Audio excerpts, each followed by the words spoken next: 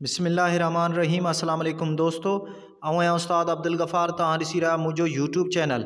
दोस्तों, एक नई वीडियो सां गॾु तव्हांजी ख़िदमत में। दोस्तों, अॼु सबक़ 27 पढ़ंदासीं दर्जे 5 मां, जंहिंजो उनवान आहे दो दो सूमरो। तव्हां दोस्तनि खे गुज़ारिश आहे, जेकॾहिं चैनल ते नवां आहियो, चैनल खे सब्सक्राइब, वीडियो खे लाइक, शेयर ऐं पंहिंजी क़ीमती राय खां असांखे ज़रूरु आगाह कंदा। हलूं था सबक़ जे तरफ़। सबक़ 27 दो दो सूमरो। सिंध जी तारीख़ में केतिराई सूरीह ऐं बहादुर इंसान पैदा थिया आहिनि।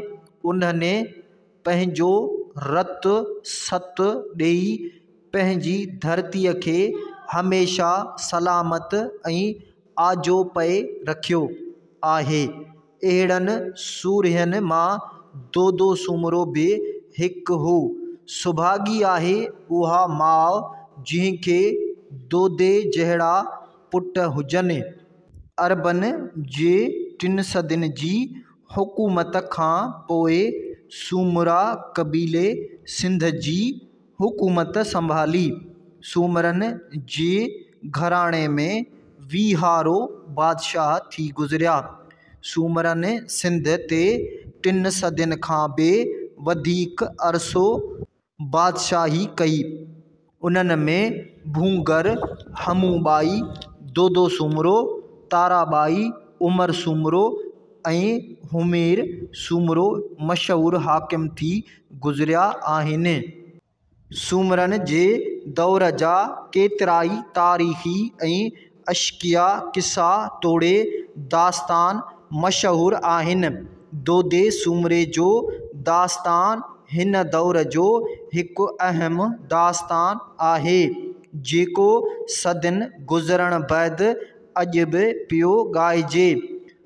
उन दौर में दहली सल्तनत सिंध जे सूमरनि खे पंहिंजे ताबे करण ऐं दोदे ख़िलाफ़ हमले करण जी भरपूर तयारी कई।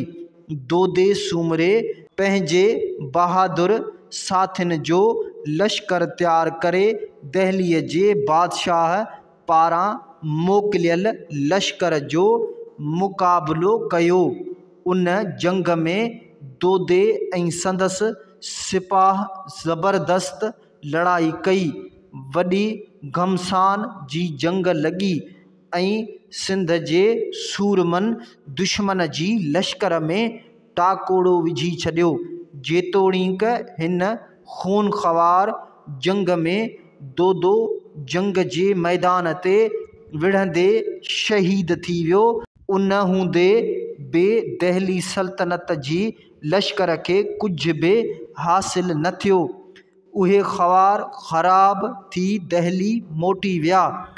दोदे सूमरे वतन जी आज़ादीअ ऐं ख़ुदमुख़्तारीअ खे बचाइण लाइ अहिड़ी त बहादुरी ॾेखारी जो संदसि नालो अॼु ताईं ॻाइजे पियो। सिंध में अॼु बि इहा ई चवणी मशहूरु आहे त मुड़ुस त को दोदो आहीं।